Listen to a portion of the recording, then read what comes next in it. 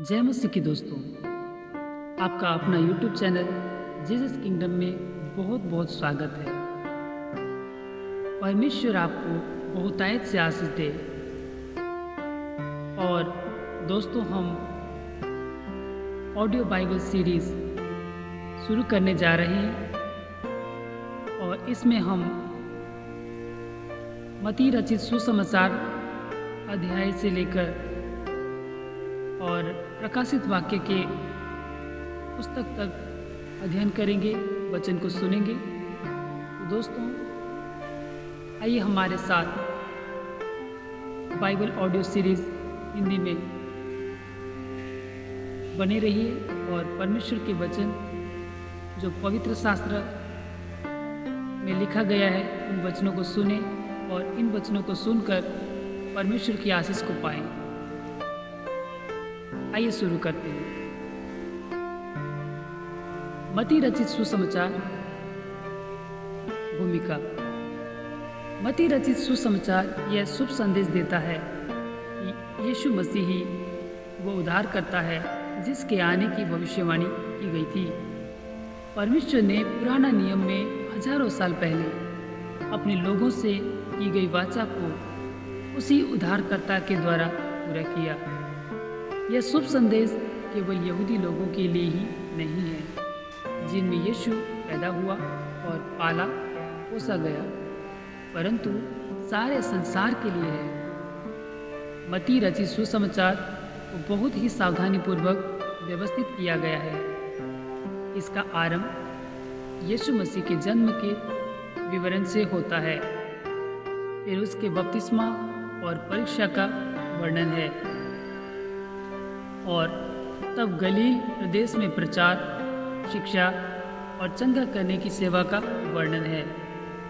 इसके बाद इस सुसमाचार में यीशु की गलील से यरूशलेम तक की यात्रा तथा यीशु के जीवन के अंतिम सप्ताह की घटनाओं का वर्णन है, जिसकी पराकाष्ठा उसका क्रूस पर चढ़ाया जाना और पुनरुत्थान है।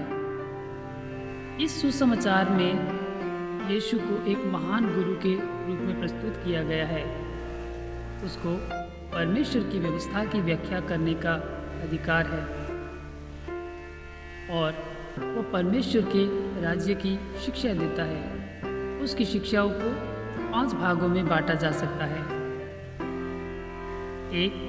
पहाड़ी उपदेश, जो स्वर्ग राज्य के नागरिकों के चरित्र, कर्तव्य, विशेष अधिकार और अंतिम आशा से संबंधित है। अध्याय 5 से 7 में हम पढ़ सकते हैं। 2. 12 शिष्यों को सेवा कार्य के लिए प्रशिक्षण देना, अध्याय 10 में पढ़ सकते हैं। 3. स्वर्ग के राज्य से संबंधित दृष्टांत, अध्याय 13 में पढ़ सकते हैं। 4. शिष्यता से संबंधित शिक्षाएं, अध्याय 18 में पढ़ सकते हैं। और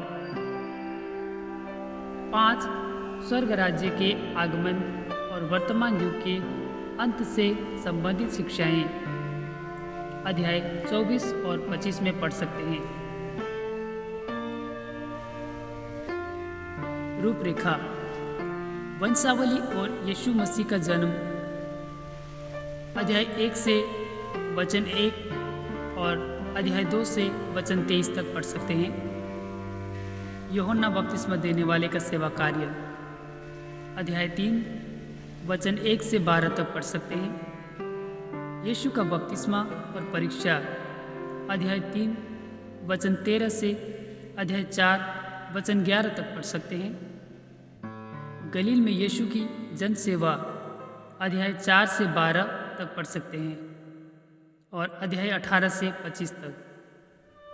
गलील से यरूशलेम तक यात्रा, अध्याय 19 वचन 1 और अध्याय 20 का वचन 34 तक पढ़ सकते हैं। यरूशलेम में अंतिम सप्ताह, अध्याय 21 वचन 1 और अध्याय 27 वचन 66 तक पढ़ सकते हैं। प्रभु यीशु का पुनरुत्थान और उसका दिखाई देना, अध्याय 28 वचन 1 से 20 तक पढ़ सकते हैं। यीशु की वंशावली। यीशु की वंशावली के विषय में हम लूका रचित सुसमाचार अध्याय 3 वचन 23 से 38 में भी पढ़ सकते हैं। मत्ती रचित सुसमाचार अध्याय 1। अब्राहम के संतान, दाऊद के संतान, यीशु मसीह की वंशावली। अब्राहम से इसहाक उत्पन्न हुआ, इसहाक से याकूब उत्पन्न हुआ, याकूब से यहूदा और उसके भाई उत्पन्न हुए। यहूदा और तामार से फिरिस व जोरा उत्पन्न हुए। फिरिस से हिस्रोन उत्पन्न हुआ और हिस्रोन से एराम उत्पन्न हुआ। एराम से अमीनादाब उत्पन्न हुआ, अमीनादाब से नहशोन और नहशोन से सलमोन उत्पन्न हुआ। सलमोन और राहब से बोअज उत्पन्न हुआ। बोअज और रूत से ओबेद उत्पन्न हुआ और ओबेद से इशे उत्पन्न हुआ और इशे से दाऊद राजा उत्पन्न हुआ और दाऊद से सुलेमान उस स्त्री से उत्पन्न हुआ जो पहले उरिया की पत्नी थी। सुलेमान से रहबाम उत्पन्न हुआ, रहबाम से अबिहा उत्पन्न हुआ और अबिहा से आसा उत्पन्न हुआ। आसा से यहोशाफात उत्पन्न हुआ, यहोशाफात से योराम उत्पन्न हुआ और योराम से उजिया उत्पन्न हुआ। उजिया से योताम उत्पन्न हुआ, योताम से आहाज उत्पन्न हुआ और आहाज से हिजकिय्याह उत्पन्न हुआ। हिजकिय्याह से मनस्सी उत्पन्न हुआ, मनस्सी से आमोन उत्पन्न हुआ और आमोन से योसिय्याह उत्पन्न हुआ। और बंदी होकर बेबीलोन जाने के समय में योसिय्याह से यकुन्याह और उसके भाई उत्पन्न हुए। बंदी होकर बेबीलोन पहुंचाए जाने के बाद यकुन्याह से शालतिएल उत्पन्न हुआ और शालतिएल से जरुब्बाबिल उत्पन्न हुआ। जरुब्बाबिल से अबीहूद उत्पन्न हुआ, अबीहूद से इलियाकीम उत्पन्न हुआ और इलियाकीम से अजोर उत्पन्न हुआ। अजोर से सदोक उत्पन्न हुआ, सदोक से अखीम उत्पन्न हुआ और अखीम से इलीहूद उत्पन्न हुआ। इलीहूद से इलियाजार उत्पन्न हुआ, इलियाजार से मतान उत्पन्न हुआ और मतान से याकूब उत्पन्न हुआ। याकूब से यूसुफ उत्पन्न हुआ जो मरियम का पति था और मरियम से यीशु जो मसीह कहलाता है उत्पन्न हुआ। इस प्रकार अब्राहम से दाऊद तक 14 पीढ़ी हुई और दाऊद से बेबीलोन को बंदी होकर पहुंचाए जाने तक 14 पीढ़ी और बंदी होकर बेबीलोन को पहुंचाए जाने के समय से मसीह तक 14 पीढ़ी हुई। यीशु के जन्म के विषय में हम लूका रचित सुसमाचार अध्याय 1 वचन 26 से 38 और अध्याय 2 वचन 1 से 7 में देख सकते हैं। यीशु मसीह का जन्म इस प्रकार से हुआ कि जब उसकी माता मरियम की मंगनी यूसुफ के साथ हो गई तो उनके इकट्ठा होने से पहले ही वो पवित्र आत्मा की ओर से गर्भवती पाई गई। अतः उसके पति यूसुफ ने जो धर्मी था और उसे बदनाम करना नहीं चाहता था, उसे चुपके से त्याग देने का विचार किया। जब वो इन बातों के सोच में ही था तो प्रभु का स्वर्गदूत उसे स्वप्न में दिखाई देकर कहने लगा, हे यूसुफ, दाऊद की संतान, तू अपनी पत्नी मरियम को अपने यहाँ ले आने से मत डर, क्योंकि जो उसके गर्भ में है वो पवित्र आत्मा की ओर से है। वह पुत्र जनेगी और तू उसका नाम यीशु रखना, क्योंकि वो अपने लोगों का उनके पापों से उद्धार करेगा। यह सब इसलिए हुआ कि जो वचन प्रभु ने भविष्यवक्ता के द्वारा कहा था वह पूरा हो। देखो, एक कुंवारी गर्भवती होगी और एक पुत्र जनेगी और उसका नाम इमैनुएल रखा जाएगा, जिसका अर्थ है परमेश्वर हमारे साथ।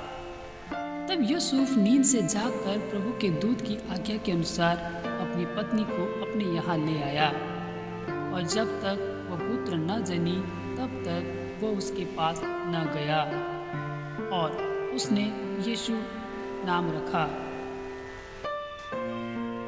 ज्योतिषियों का आगमन। अध्याय 2। हेरोदेस राजा के दिनों में जब यहूदिया के बेतलहम में यीशु का जन्म हुआ, तो पूर्व से कई ज्योतिषी यरूशलेम में जाकर पूछने लगे, यहूदियों का राजा जिसका जन्म हुआ है कहाँ है? क्योंकि हमने पूर्व में उसका तारा देखा है और उसको प्रणाम करने आए हैं। यह सुनकर हेरोदेस राजा और उसके साथ सारा यरूशलेम घबरा गया। तब उसने लोगों के सब प्रधान याजकों और शास्त्रियों को इकट्ठा करके उनसे पूछा, मसीहा का जन्म कहाँ होना चाहिए?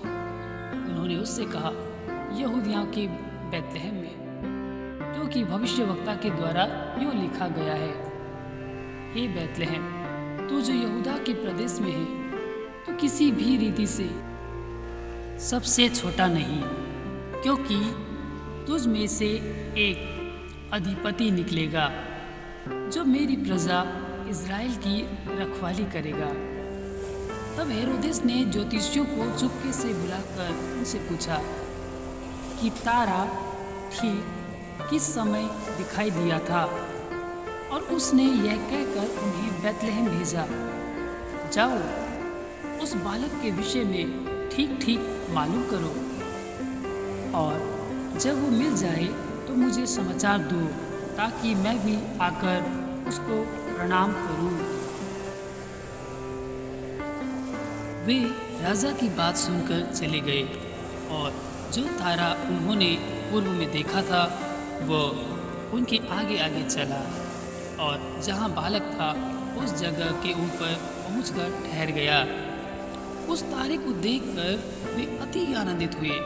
उन्होंने उस घर में पहुंचकर उस बालक को उसकी माता मरियम के साथ देखा, और मुंह के बल गिरकर बालक को प्रणाम किया, और अपना अपना थैला खोलकर उसको सोना और लोबान और गंधरस की भेंट चढ़ाई।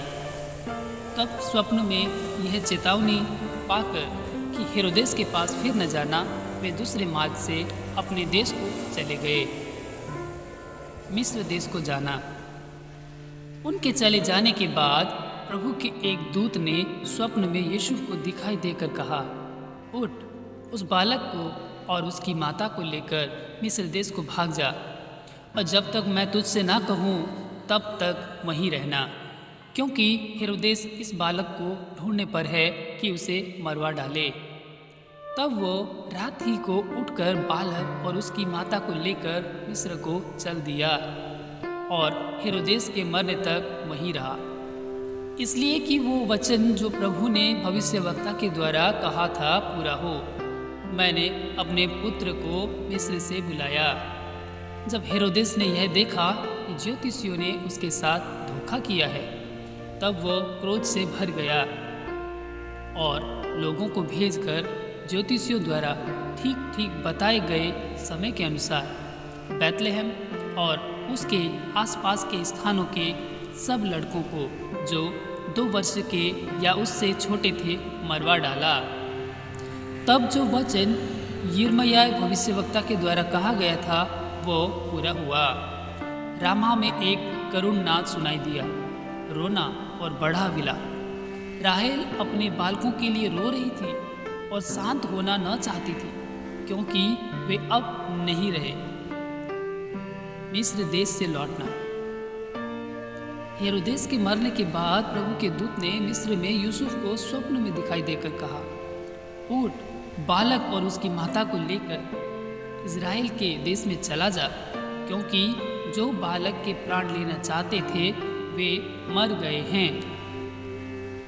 वह उठा और बालक और उसकी माता को साथ लेकर इज़राइल के देश में आया, परंतु यह सुनकर कि अरखिलाउस अपने पिता हेरोदेस की जगह यहूदिया पर राज्य कर रहा है, वहां जाने से डरा।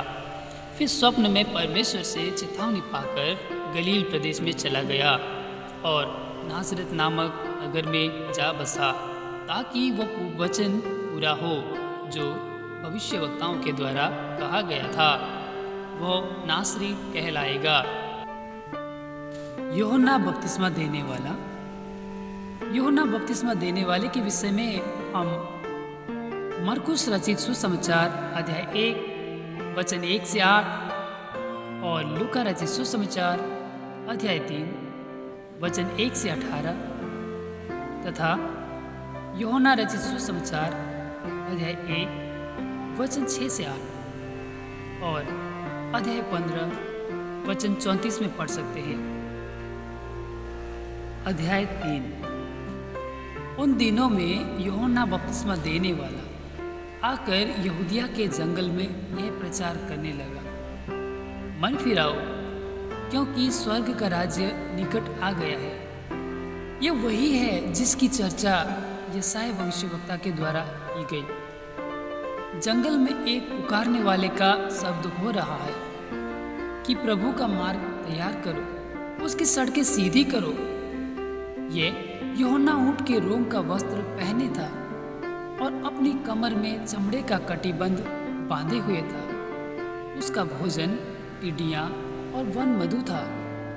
तब यरूशलेम और सारे यहूदिया और यरदन के आसपास के सब स्थानों के लोग उसके पास निकल आए। उन्होंने अपने अपने पापों को मानकर यरदन नदी में उससे बपतिस्मा लिया। जब उसने बहुत से फरीसियों और सदुकियों को बपतिस्मा के लिए अपने पास आते देखा तो उनसे कहा, हे सांप के बच्चों, तुम्हें किसने जता दिया कि आने वाले क्रोध से भागो? इसलिए मन फिराव के योग्य फल लाओ और अपने अपने मन में यह ना सोचो कि हमारा पिता अब्राहम है, क्योंकि मैं तुमसे कहता हूँ कि परमेश्वर इन पत्थरों से अब्राहम के लिए संतान उत्पन्न कर सकता है। अब कुल्हाड़ा पेड़ों के जड़ पर रखा हुआ है, इसलिए जो जो पेड़ अच्छा फल नहीं लाता वह काटा और आग में झोंका जाता है। मैं तो पानी से तुम्हें मन फिराव का बपतिस्मा देता हूँ, परंतु जो मेरे बाद आने वाला है वो मुझसे शक्तिशाली है। मैं उसकी जूती उठाने की योग्य नहीं। वह तुम्हें पवित्र आत्मा और आग से बपतिस्मा देगा। उसका सूप उसके हाथ में है और वो अपना खलिहान अच्छी रीति से साफ करेगा और अपने गेहूं को तो खत्ते में इकट्ठा करेगा, परंतु भूसी को उस आग में जलाएगा जो बुझने की नहीं। यूहन्ना द्वारा यीशु का बपतिस्मा।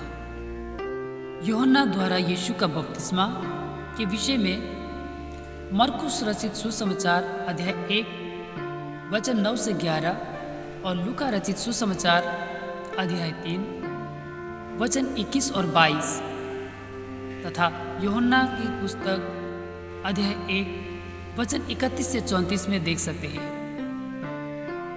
उस समय यीशु गलील से यरदन के किनारे यूहन्ना के पास उससे बपतिस्मा लेने आया, परंतु यूहन्ना ये कहकर उसे रोकने लगा, मुझे तो तेरे हाथ से बपतिस्मा लेने की आवश्यकता है और तू मेरे पास आया है। यीशु ने उसको यह उत्तर दिया, अब तो ऐसा ही होने दे, क्योंकि हमें इसी रीति से सब धार्मिकता को पूरा करना उचित है।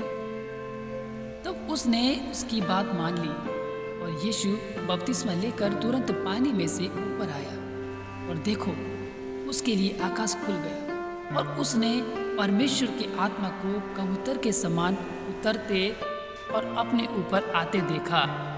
और देखो, यह आकाशवाणी हुई, यह मेरा प्रिय पुत्र है जिससे मैं अत्यंत प्रसन्न हूँ। यीशु की परीक्षा अध्याय 4।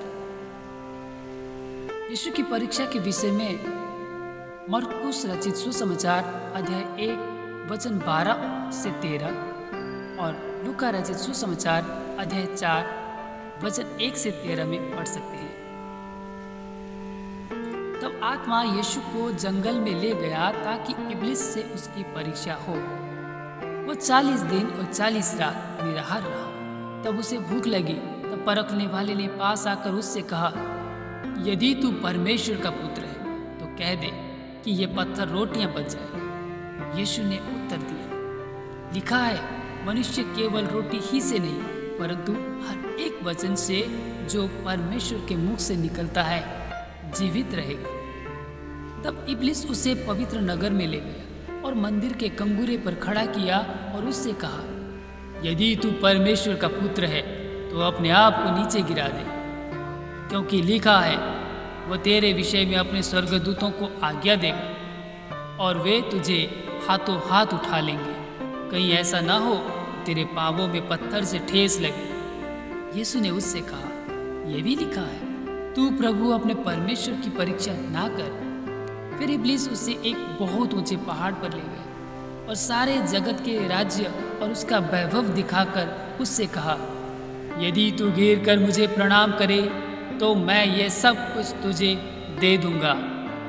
तब यीशु ने उससे कहा, हे शैतान, दूर हो जा, क्योंकि लिखा है, तू प्रभु अपने परमेश्वर को प्रणाम कर और केवल उसी की उपासना कर। तब शैतान उसके पास से चला गया और देखो, स्वर्गदूत आकर उसकी सेवा करने लगे। यीशु की सेवा कार्य का आरंभ। यीशु की सेवा कार्य के आरंभ के विषय में मरकुस रचित सुसमाचार अध्याय 1 वचन 14 और 15, लूका रचित सुसमाचार अध्याय 4 वचन 14 वचन 15 और वचन 31 तक देख सकते हैं।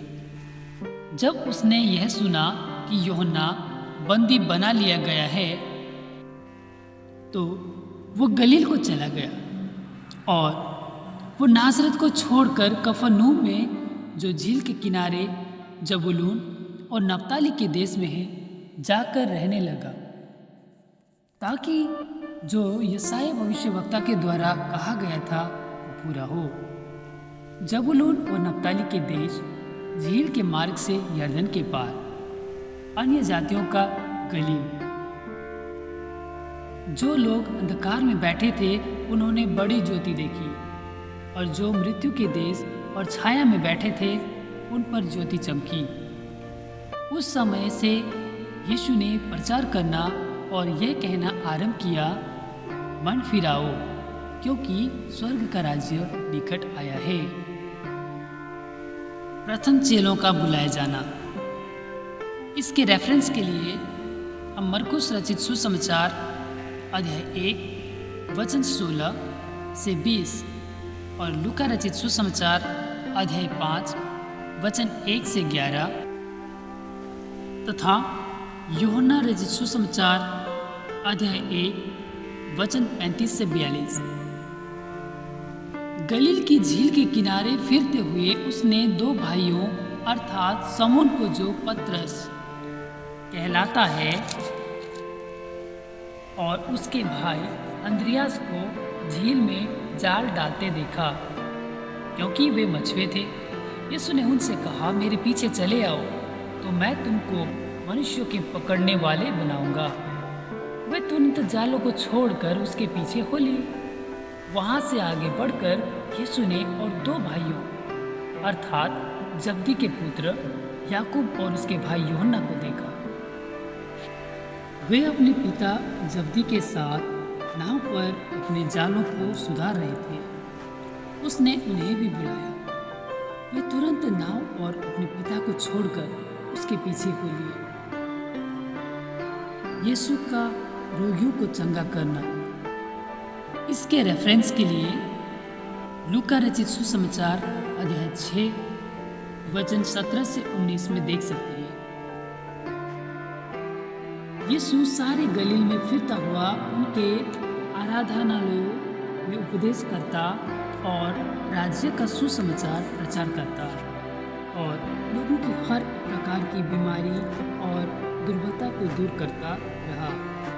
और सारे सीरिया देश में उसका यश फैल गया और लोग सब बीमारों को, जो नाना प्रकार की बीमारियों और दुखों में जकड़े हुए थे और जिनमें दुष्ट आत्माएं थीं, और मिर्गी वालों और लकवे के रोगियों को उसके पास लाए और उसने उन्हें चंगा किया।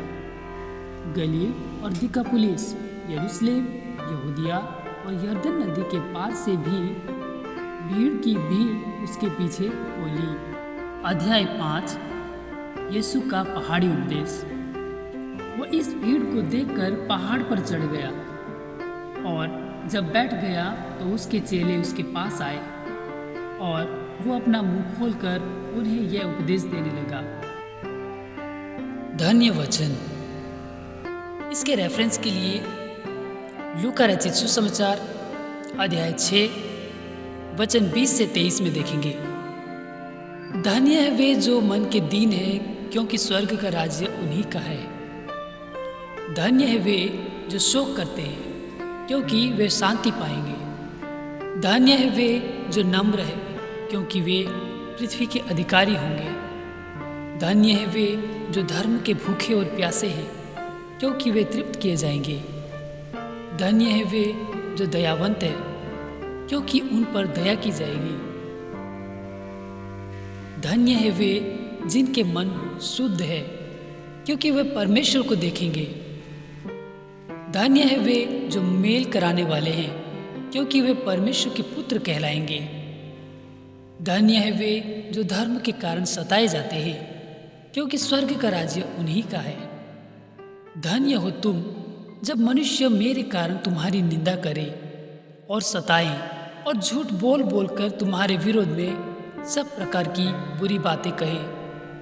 तब आनंदित और मगन होना, क्योंकि तुम्हारे लिए स्वर्ग में बड़ा फल है, इसलिए कि उन्होंने उन भविष्यवक्ताओं को जो तुमसे पहले थे इसी रीति से सताया था। नमक और ज्योति। इसके रेफरेंस के लिए मरकुस रचित सुसमाचार अध्याय 9 वचन 50 और लूका रचित सुसमाचार अध्याय 14 वचन 34 और 35 में देखेंगे। तुम पृथ्वी के नमक हो, परंतु यदि नमक का स्वाद बिगड़ जाए तो वो फिर किस वस्तु से नमकीन किया जाएगा? फिर वह किसी काम का नहीं, केवल इसके कि बाहर फेंका जाए और मनुष्य के पैरों तले रौंदा जाए। तुम जगत की ज्योति हो। जो नगर पहाड़ पर बसा हुआ है वो छिप नहीं सकता, और लोग दिया जलाकर पैमाने के नीचे नहीं परंतु दीवट पर रखते हैं, तब उससे घर के सब लोगों को प्रकाश पहुंचता है। उसी प्रकार तुम्हारा उजियाला मनुष्य के सामने चमके, कि वे तुम्हारे भले कामों को देखकर तुम्हारे पिता की जो स्वर्ग में है बड़ाई करे। व्यवस्था की शिक्षा। यह न समझो कि मैं व्यवस्था या भविष्यवक्ताओं की पुस्तकों को लोप करने आया हूँ। लोप करने नहीं, परंतु पूरा करने आया हूँ। क्योंकि मैं तुमसे सच कहता हूँ कि जब तक आकाश और पृथ्वी टल न जाए, तब तक व्यवस्था से एक मात्रा या एक बिंदु भी बिना पूरा हुए नहीं टलेगा। इसलिए जो कोई इन छोटी से छोटी आज्ञाओं में से किसी एक को तोड़े और वैसा ही लोगों को सिखाए, वह स्वर्ग के राज्य में सबसे छोटा कहलाएगा। परंतु जो कोई इन आज्ञाओं का पालन करेगा और उन्हें सिखाएगा, वही स्वर्ग के राज्य में महान कहलाएगा। क्योंकि मैं तुमसे कहता हूँ कि यदि तुम्हारी धार्मिकता शास्त्रियों और फरीसियों की धार्मिकता से बढ़कर ना हो, तो तुम स्वर्ग के राज्य में कभी प्रवेश करने न पाओगे। क्रोध और हत्या। तुम सुन चुके हो कि पूर्व काल के लोगों से कहा गया था कि हत्या न करना, और जो कोई हत्या करेगा वो कचहरी में दंड के योग्य होगा।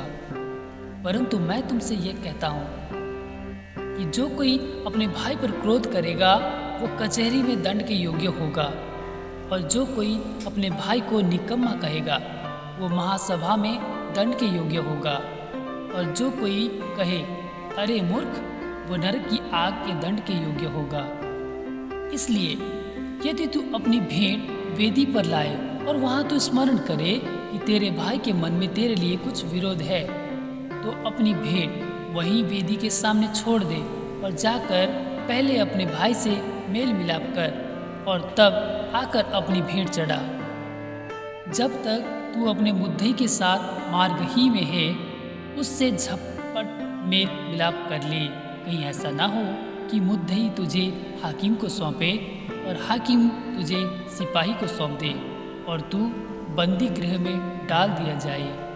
मैं तुझसे सच कहता हूँ कि जब तक तू कौड़ी कौड़ी भर ना दे, तब तक वहाँ से छूटने न पाएगा। व्यभिचार। तुम सुन चुके हो कि कहा गया था, व्यभिचार न करना। परंतु मैं तुमसे ये कहता हूँ कि जो कोई किसी स्त्री पर कुदृष्टि डाले, वो अपने मन में उससे व्यभिचार कर चुका।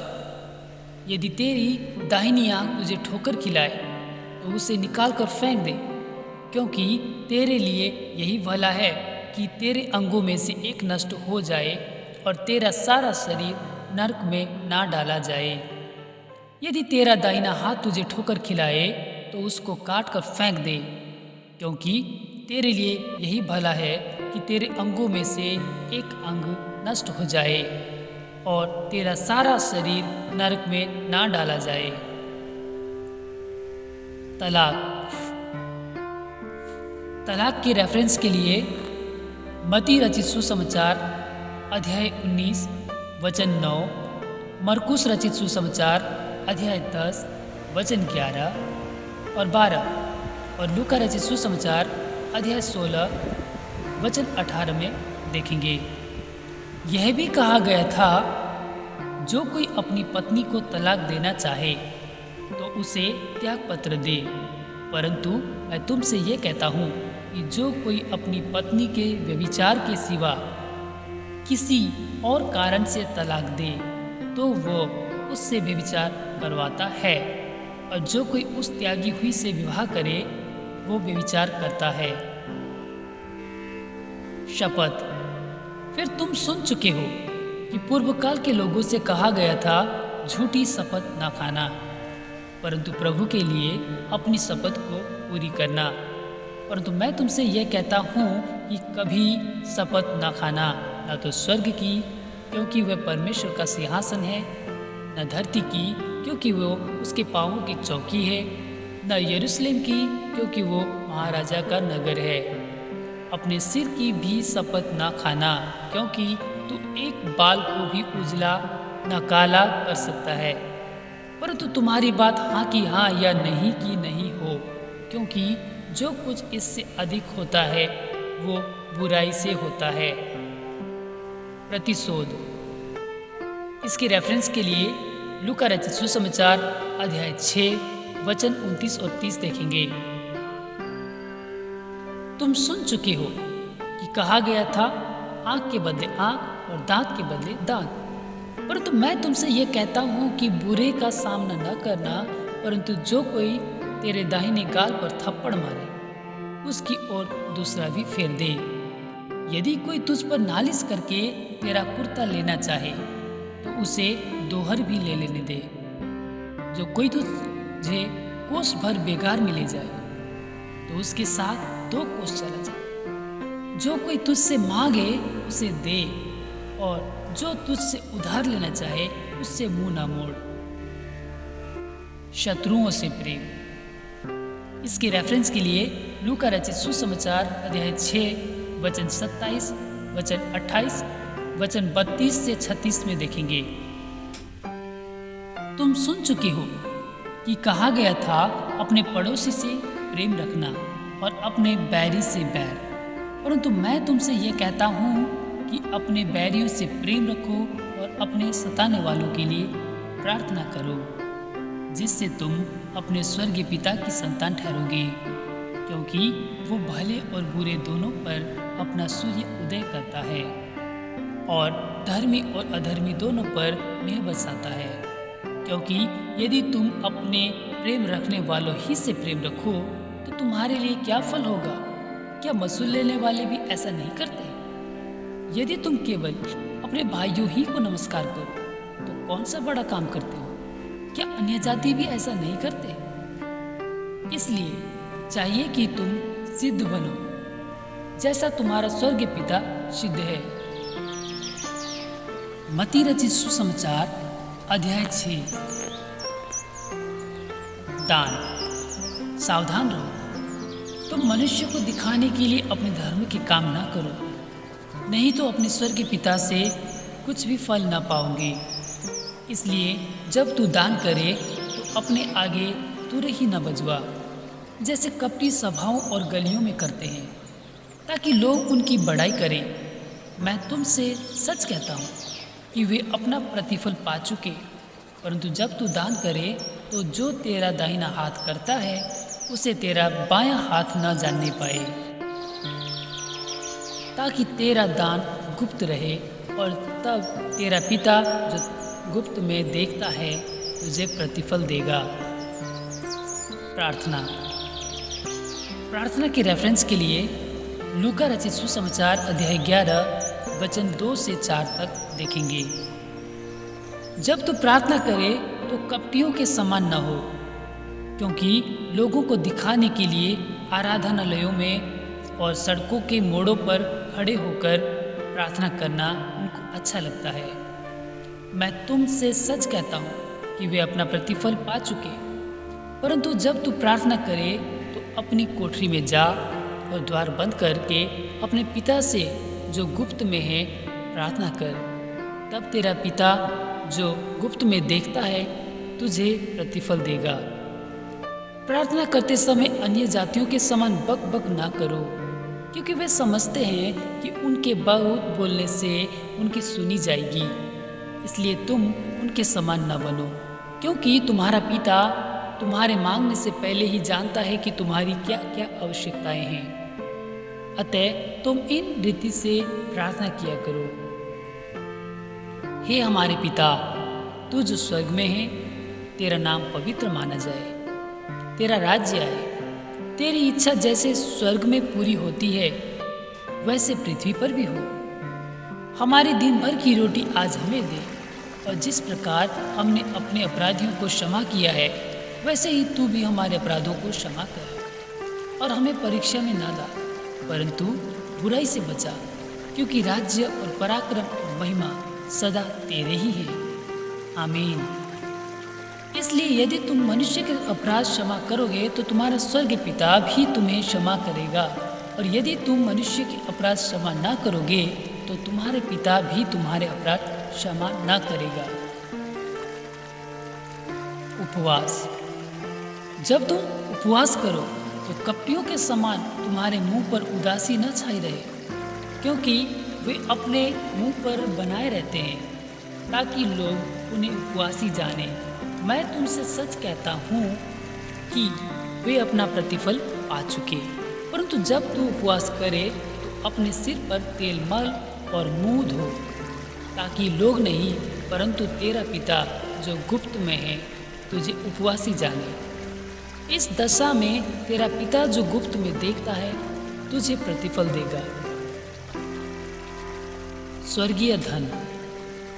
स्वर्गीय धन के विषय के लिए हम लूका रचित सुसमाचार अध्याय 12 वचन 33 और 34 में भी देख सकते हैं।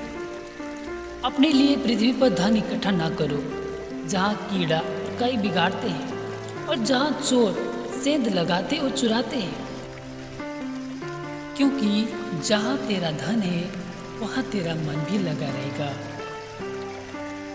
शरीर की ज्योति। इसके रेफरेंस के लिए लूका रचित सुसमाचार अध्याय 11 वचन 34 और 36 में पढ़ेंगे। शरीर का दिया आँख है, इसलिए यदि तेरी आँख निर्मल हो तो तेरा सारा शरीर भी उजियाला होगा, परंतु यदि तेरी आँख बुरी हो तो तेरा सारा शरीर भी अंधियारा होगा।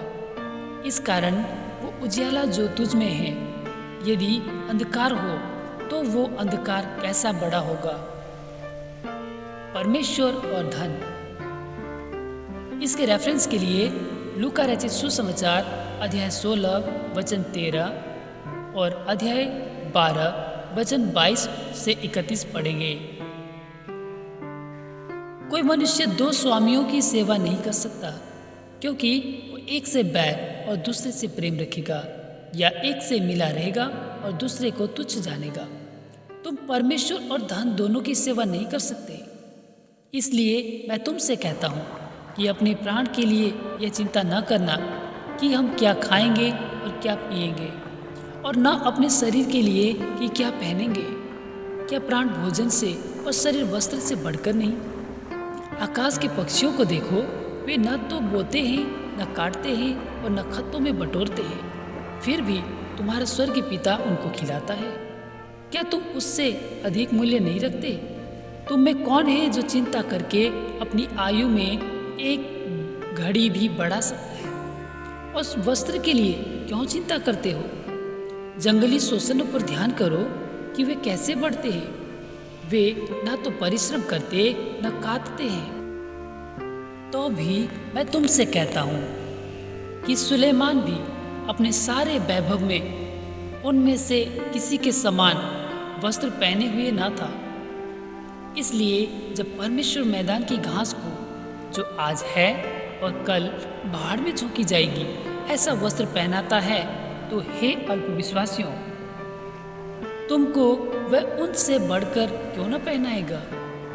इसलिए तुम चिंता करके यह न कहना कि हम क्या खाएंगे या क्या पिएंगे या क्या पहनेंगे, क्योंकि अन्य जातीय इन सब वस्तुओं की खोज में रहते हैं। पर तुम्हारा स्वर्गीय पिता जानता है कि तुम्हें इन सब वस्तुओं की आवश्यकता है। इसलिए पहले तुम परमेश्वर के राज्य और उसके धर्म की खोज करो, तो ये सब वस्तुएं भी तुम्हें मिल जाएंगी। अतः कल की चिंता ना करो, क्योंकि कल का दिन अपनी चिंता आप कर लेगा। आज के लिए आज ही का दुख बहुत है। मत्ती रचित सुसमाचार अध्याय 7। दूसरों पर दोष न लगाना। इसके रेफरेंस के लिए हम लूका रचित सुसमाचार अध्याय 6 वचन 37, वचन 38, वचन 41, वचन 42 पर भी देख सकते हैं। दोष मत लगाओ कि तुम पर भी दोष न लगाए जाए, क्योंकि जिस प्रकार तुम दोष लगाते हो उसी प्रकार तुम पर भी दोष लगाया जाएगा, और जिस नाप से तुम नापते हो उसी नाप से तुम्हारे लिए भी नापा जाएगा। तू क्यों अपने भाई की आंख के तिनके को देखता है और अपनी आंख के लट्ठा तुझे नहीं सूझता? जब तेरी ही आंख में लट्ठा है तो तू अपने भाई से कैसे कह सकता है, ला मैं तेरी आंख से तिनका निकाल दूं? हे कपटी, पहले अपनी आंख में से लट्ठा निकाल ले, तब तू अपने भाई की आंख का तिनका भली भांति देखकर निकाल सकेगा। पवित्र वस्तु कुत्तों को ना दो और अपने मोती सुअरों के आगे मत डालो। ऐसा ना हो कि वे उन्हें पांवों तले रौंदे और पलटकर तुमको फाड़ डाले। मांगो तो पाओगे। इसके रेफरेंस के लिए लूका रचित सुसमाचार अध्याय 11 वचन 13 से 16 में देखेंगे। मांगो तो तुम्हें दिया जाएगा, ढूंढो तो तुम पाओगे, खटखटाओ तो तुम्हारे लिए खोला जाएगा। क्योंकि जो कोई मांगता है उसे मिलता है, और जो ढूंढता है वो पाता है, और जो खटखटाता है उसके लिए खोला जाएगा। तुम में से ऐसा कौन मनुष्य है कि यदि उसका पुत्र उससे रोटी मांगे तो वह उसे पत्थर दे, या मछली मांगे तो उसे सांप दे? अतः जब तुम बुरे होकर अपने बच्चों को अच्छी वस्तुएं देना जानते हो, तो तुम्हारा स्वर्गीय पिता अपने मांगने वालों को अच्छी वस्तुएं क्यों न देगा। इस कारण जो कुछ तुम चाहते हो कि मनुष्य तुम्हारे साथ करे, तुम भी उनके साथ वैसा ही करो, क्योंकि व्यवस्था और भविष्यवक्ताओं की शिक्षा यही है। सकरा और चौड़ा मार्ग। इसके रेफरेंस के लिए हम लूका रचित सुसमाचार अध्याय 13 वचन 24 में देखेंगे। सकेत फाटक से प्रवेश करो, क्योंकि चौड़ा है वो फाटक और सरल है वो मार्ग जो विनाश को पहुंचाता है, और बहुत से हैं जो उससे प्रवेश करते हैं। क्योंकि सकेत है वो फाटक और कठिन है वो मार्ग जो जीवन को पहुंचाता है, और थोड़े हैं जो उसे पाते हैं। जैसा पेड़ वैसा फल। इसके रेफरेंस के लिए हम लूका रचित सुसमाचार अध्याय 6 वचन 43, वचन 44, वचन 46 और अध्याय 13 वचन 25 से 27 में देखेंगे। झूठे भविष्यवक्ताओं से सावधान रहो, जो भेड़ों के भेष में तुम्हारे पास आते हैं, परंतु अंतर में वे फाड़ने वाले भेड़िए हैं। उनके फलों से तुम उन्हें पहचान लोगे। क्या लोग झाड़ियों से अंगूर या ऊंट कटारों से अंजीर तोड़ते हैं? इसी प्रकार हर एक अच्छा पेड़ अच्छा फल लाता है और निकम्मा पेड़ बुरा फल लाता है। अच्छा पेड़ बुरा फल नहीं ला सकता और ना निकम्मा पेड़ अच्छा फल ला सकता है। जो पेड़ अच्छा फल नहीं लाता वो काटा और आग में डाला जाता है। इस प्रकार उनके फलों से तुम उन्हें पहचान लोगे। जो मुझसे हे प्रभु कहता है, उनमें से हर एक स्वर्ग के राज्य में प्रवेश न करेगा, परंतु वही जो मेरे स्वर्गीय पिता की इच्छा पर चलता है। उस दिन बहुत से लोग मुझसे कहेंगे, हे प्रभु, क्या हमने तेरे नाम से भविष्यवाणी नहीं की और तेरे नाम से दुष्ट आत्माओं को नहीं निकाला और तेरे नाम से बहुत से आश्चर्य कर्म नहीं किए? तब मैं उनसे खुलकर कह दूंगा, मैंने तुमको कभी नहीं जाना। हे कुकर्म करने वालों, मेरे पास से चले जाओ। घर बनाने वाले दो मनुष्य, बुद्धिमान और मूर्ख। इसके रेफरेंस के लिए लूका रचित सुसमाचार अध्याय 6 वचन 47 से 49 पढ़ेंगे। इसलिए जो कोई मेरी ये बातें सुनकर उन्हें मानता है, वो उस बुद्धिमान मनुष्य के समान ठहरेगा जिसने अपना घर चट्टान पर बनाया। और मेह बरसा और बाढ़ें आई और आंधियां चली और उस घर से टकराई, फिर भी वो नहीं गिरा, क्योंकि उसकी नींव चट्टान पर डाली गई थी। परंतु जो कोई मेरी ये बातें सुनता है, उन पर नहीं चलता, वो उस निर्बुद्धि मनुष्य के समान ठहरेगा जिसने अपना घर बालू पर बनाया। और मेघ बरसा और बाढ़ें आई और आंधियां चली और उस घर से टकराई और वो गिरकर सत्यानाश हो गए। जब यीशु यह बातें कह चुका तो ऐसा हुआ कि भीड़ उसके उपदेश से चकित हुई, क्योंकि वो उनके शास्त्रियों के समान नहीं परंतु अधिकारी के समान उन्हें उपदेश देता था। मत्ती रचित सुसमाचार अध्याय 8 कोढ़ के रोगी को चंगा करना। इसके रेफरेंस के लिए मरकुस रचित सुसमाचार अध्याय 1 वचन 40 से 45 और लूका रचित सुसमाचार अध्याय 5 वचन 12 से 16 में देखेंगे।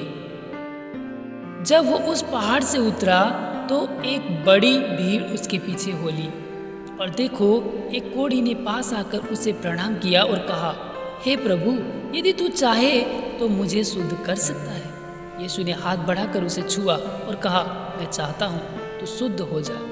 और वो तुरंत कोढ़ से शुद्ध हो गया। यीशु ने उससे कहा, देख, किसी से न कहना, परंतु जाकर अपने आप को याजक को दिखा और जो चढ़ावा मूसा ने ठहराया है उसे चढ़ा, ताकि लोगों के लिए गवाही हो।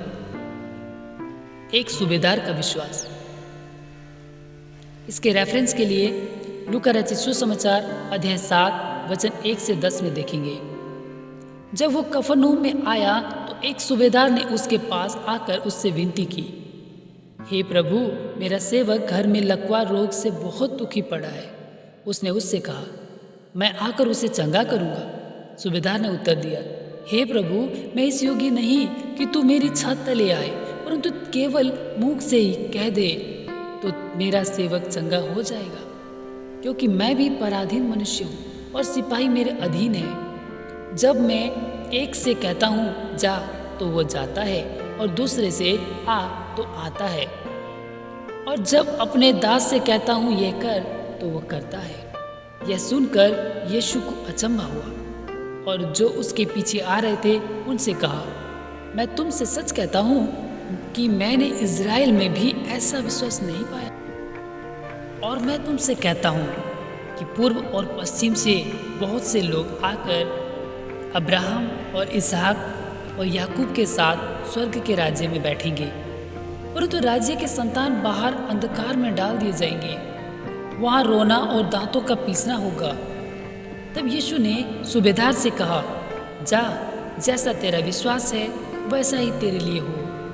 और उसका सेवक उसी घड़ी चंगा हो गया। अनेक रोगियों को चंगा करना। इसके रेफरेंस के लिए मरकुस रचित सुसमाचार अध्याय 1 वचन 29 से 34 और लूका रचित सुसमाचार अध्याय 4 वचन 38 से 41 में देखेंगे। यीशु जब पतरस के घर आया तो उसने उसकी सास को ज्वर में पड़ी देखा। उसने उसका हाथ छुआ और उसका ज्वर उतर गया और वो उठकर उसकी सेवा करने लगी। जब संध्या हुई तब वे उसके पास बहुत से लोगों को लाए जिनमें दुष्ट आत्माएं थी, और उसने उन आत्माओं को अपने वचन से निकाल दिया और सब बीमारों को चंगा किया, ताकि जो वचन यशायाह भविष्यवक्ता के द्वारा कहा गया था वो पूरा हो। उसने आप हमारी दुर्बलताओं को ले लिया और हमारी बीमारियों को उठा लिया। यीशु का शिष्य बनने का मूल्य।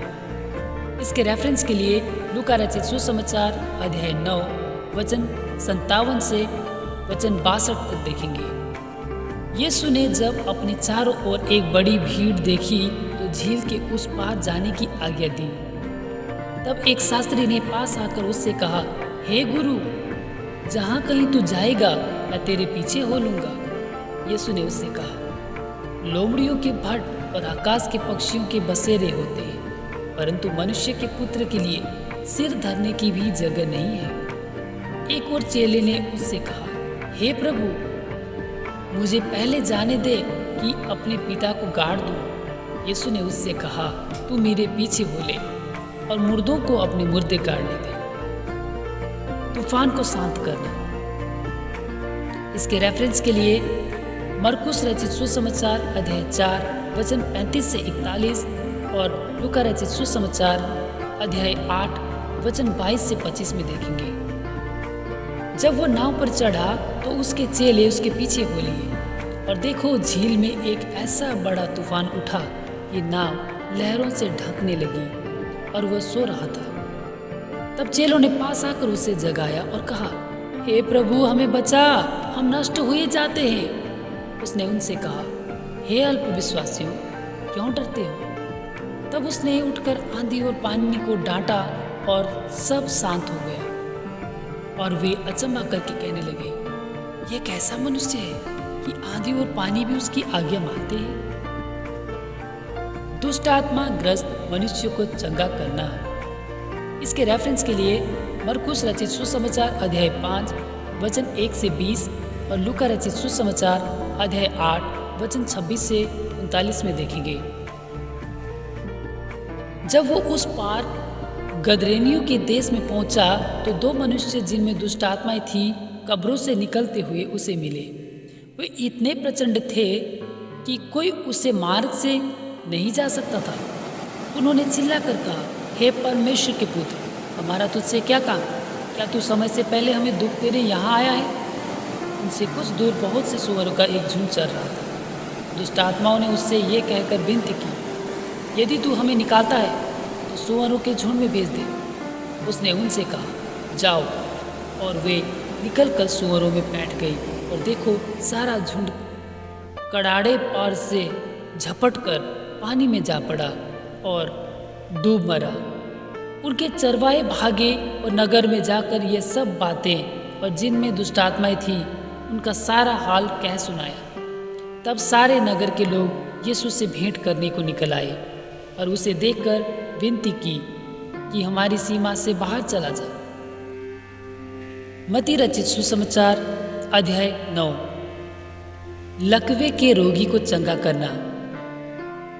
इसके रेफरेंस के लिए मरकुस रचित सुसमाचार अध्याय 2 वचन 1 से 12 और लूका रचित सुसमाचार अध्याय 5 वचन 17 से 26 में भी देखेंगे। फिर वो नाव पर चढ़कर पार गया और अपने नगर में आया, और देखो कई लोग लकवा के एक रोगी को खाट पर रखकर उसके पास लाए। यीशु ने उनका विश्वास देखकर उस लकवे के रोगी से कहा, हे पुत्र, ढाढ़स बांध, तेरे पाप क्षमा हुए। उस पर कई शास्त्रियों ने सोचा, यह तो परमेश्वर की निंदा करता है। यीशु ने उनके मन की बातें जानकर कहा, तुम लोग अपने अपने मन में बुरा विचार क्यों कर रहे हो? सहज क्या है, ये कहना तेरे पाप क्षमा हुए, या ये कहना उठ और चल फिर?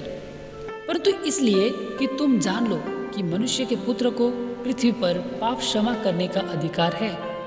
तब उसने लकवे के रोगी से कहा, उठ, अपनी खाट उठा और अपने घर चला जा।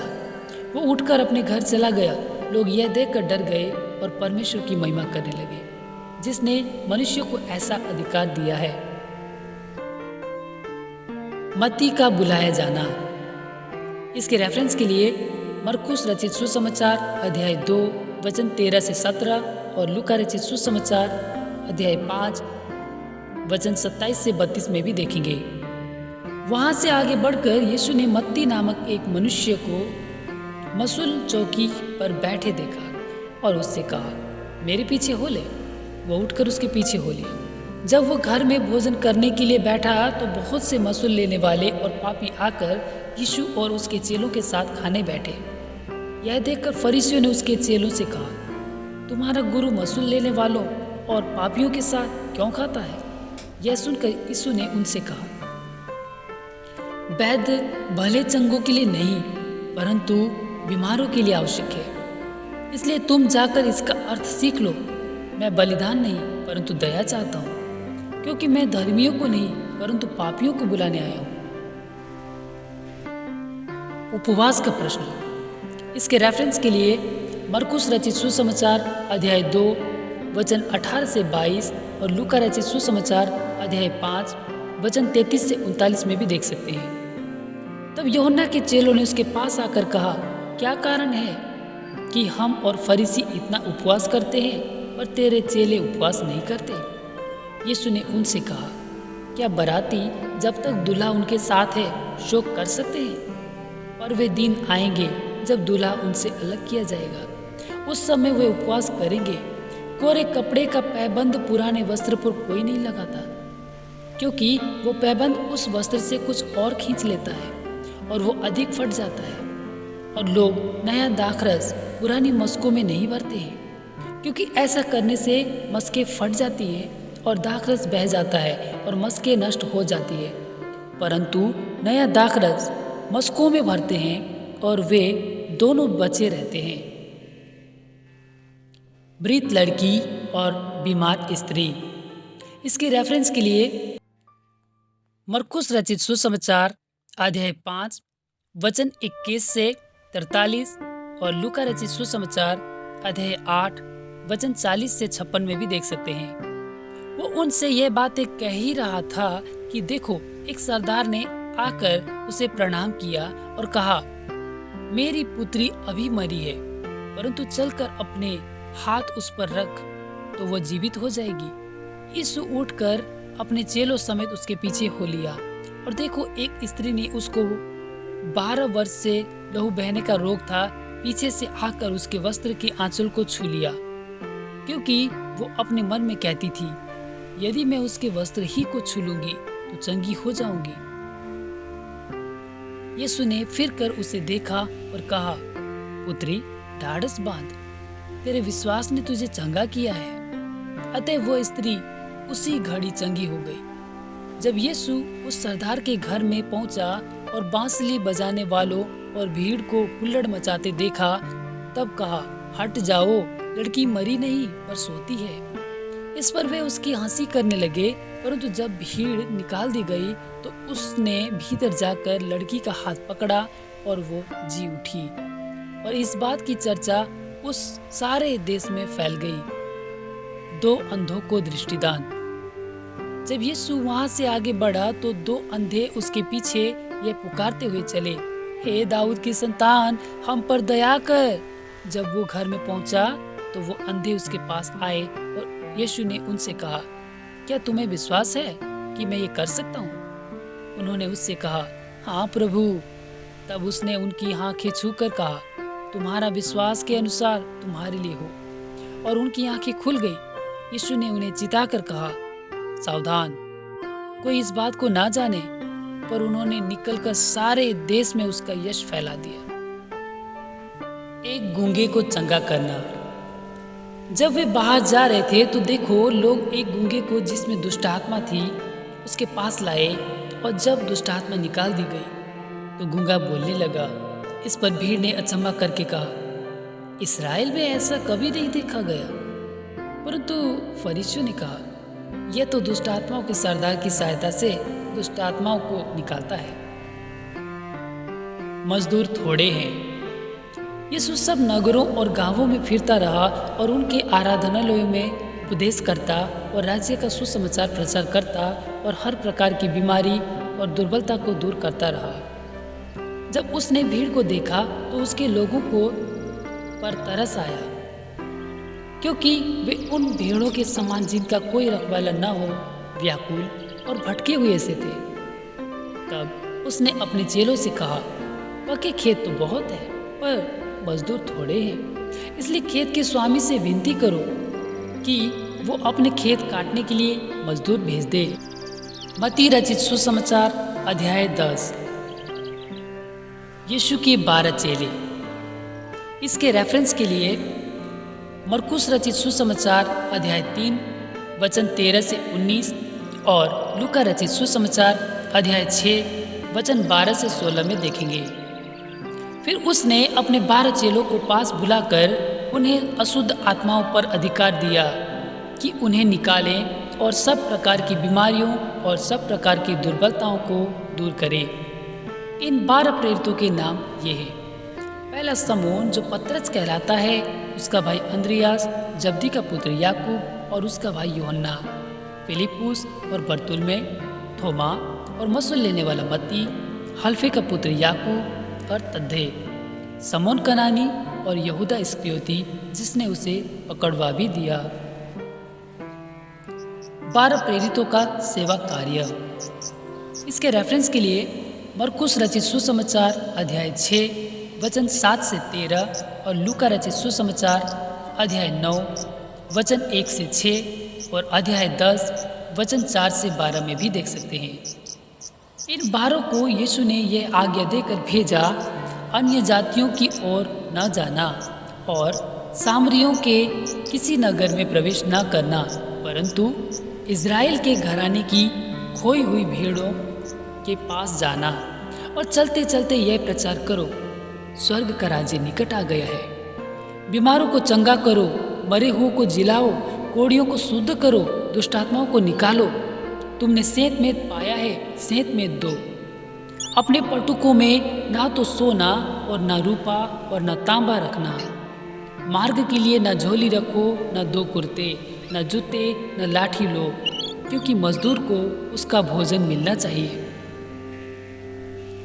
जिस किसी नगर या गांव में जाओ तो पता लगाओ कि वहाँ कौन योग्य है, और जब तक वहाँ से ना निकलो उसी के यहाँ रहो। घर में प्रवेश करते हुए उसको आशीष देना।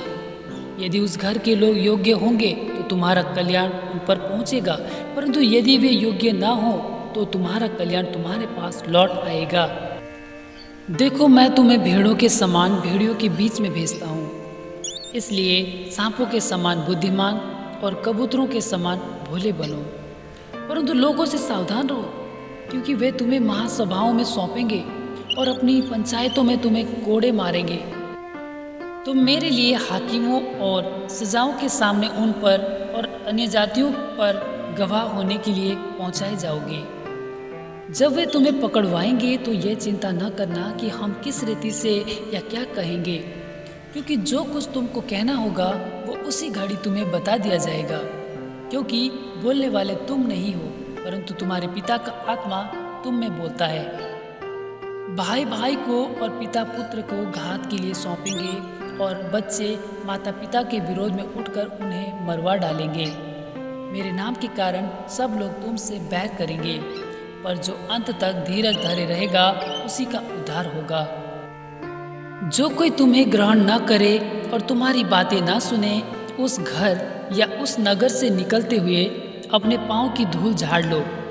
मैं तुमसे सच कहता हूँ, कि न्याय के दिन उस नगर की दशा से सदोम और अमोरा के देश की दशा अधिक सहने योग्य होगी।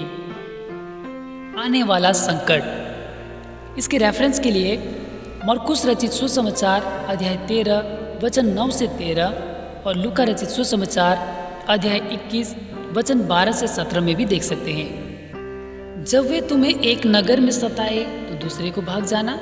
मैं तुमसे सच कहता हूँ, तुम इस्राएल के सब नगरों में न फिर चुकोगे कि मनुष्य का पुत्र आ जाएगा।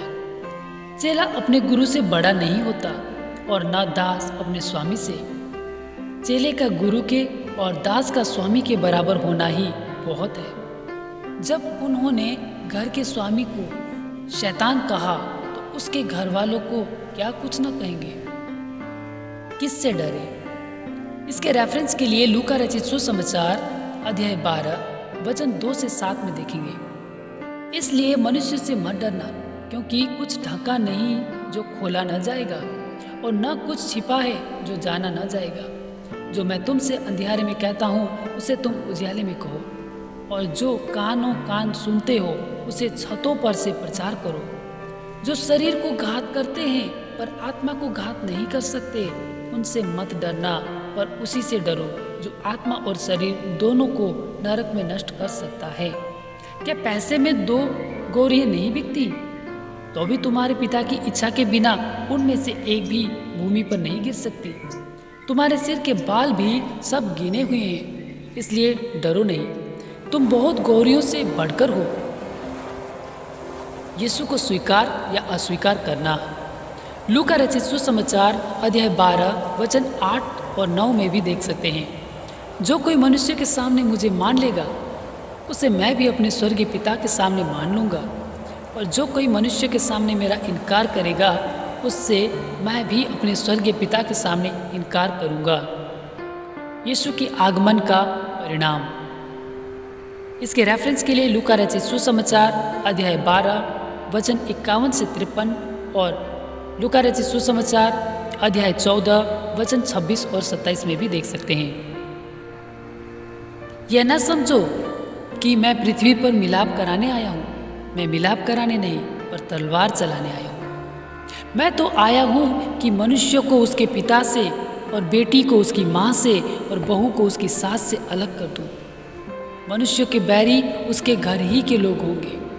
जो माता या पिता को मुझसे अधिक प्रिय जानता है वो मेरे योग्य नहीं, और जो बेटा या बेटी को मुझसे अधिक प्रिय जानता है वो मेरे योग्य नहीं, और जो अपना क्रूस लेकर मेरे पीछे ना चले वो मेरे योग्य नहीं। जो अपने प्राण बचाता है वो उसे खोएगा, और जो मेरे कारण अपना प्राण खोता है वो उसे पाएगा। प्रतिफल।